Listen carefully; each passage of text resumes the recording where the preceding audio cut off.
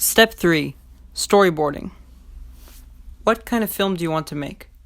You could make a documentary, a melodrama, a public service announcement, an interview, a silent film, or something more experimental. It's up to you. When you have decided what kind of film you want to make, draw or write how you want to tell your story, scene by scene. What message do you want to share? What is the title of your Cellphilm? What happens first? What happens next? Will there be sound effects or music or narration in the background? What feeling do you want to portray? Where will you film? Do you need any props, like objects or written signs? Don't forget to include credits at the end.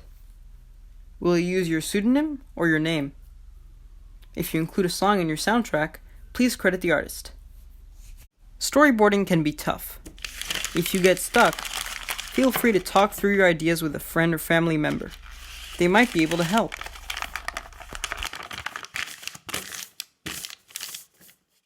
As you work on your storyboard, keep in mind that 60 seconds is really, really short. Stay focused on the most important message that you want to communicate. A clear, simple message can be most effective. In the next video, we'll start thinking about filming.